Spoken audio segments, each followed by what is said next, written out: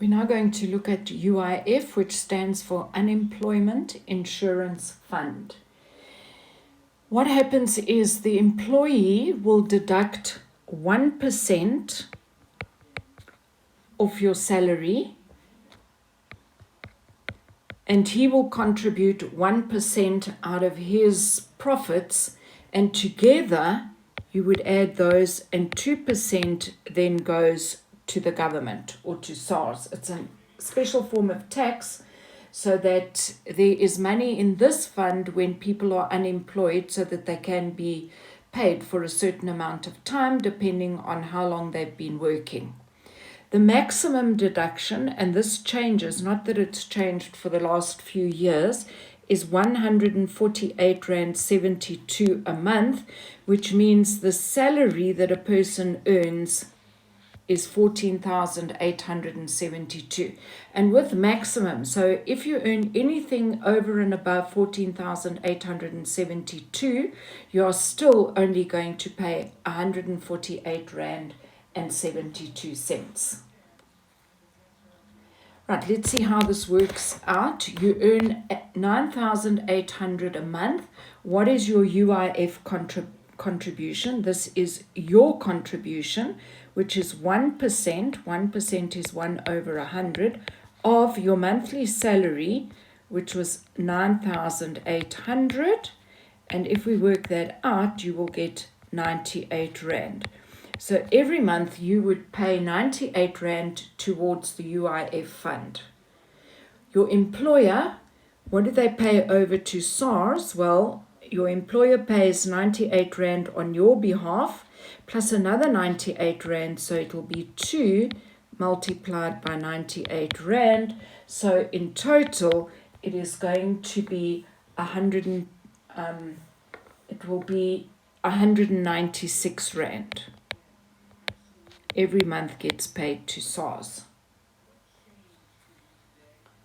Right, what happens if you earn 27,800 a month? Well, again, we're going to go 1%, 1 over 100, of your salary, which is 27,800. And if we work that out, we will get to a figure of 278 Rand.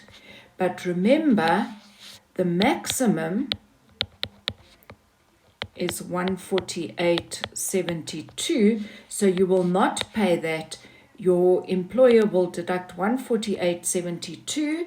He will match that amount and pay over to SARS double that.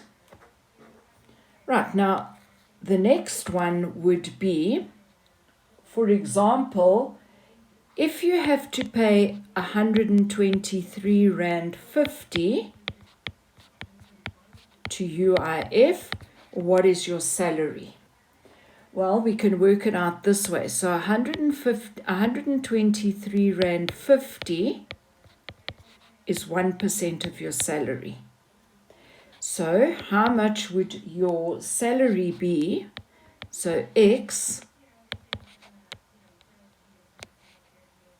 sorry, not Rand, to 100%. 100%. Right, so we're going to go 123,50 divided by 1 equals X over 100. So 1 times X is X, and if I multiply those two, 1, 2, it is going to be 12,350. So you see ratio, again, we've used ratio to find out how much a person would earn. Let's have a look at the graph.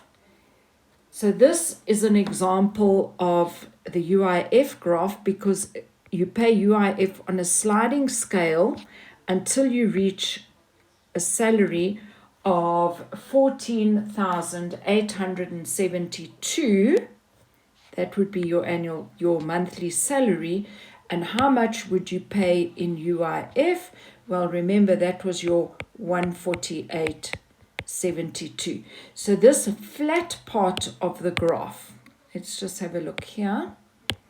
This flat part shows you that no matter what salary you earn over that is greater than the 14,872, you are still only going to pay 148 Rand and 72 cents.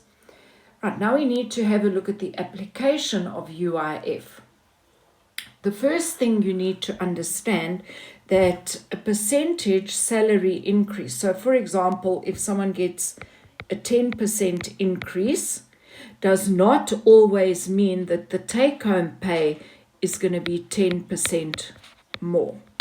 And the reason for that is your tax will be more. And if you weren't at the ceiling, your UIF will also be more. The other thing to consider, what does a salary increase mean in terms of inflation? Well, basically what it means is if your salary increase is 3.4%, and in tough times like we going through at the moment with COVID, if your salary increase is 3.4% and inflation is increasing at 5.2%, you are going to be at a loss because your salary hasn't increased enough to match that, because remember, inflation is worked out on a basket of goods and services. So basically the goods and services in the basket are going to increase by 5.2%, but you're only going to get 3.4% more. And if that was your increase, it's probably going to be less, because remember, you're going to pay more tax and more UIF. Right, for more practice on this, page 218, the summary and questions, question 1. And on page 219, the application activity is a very good exercise for the last two UIF application that we discussed.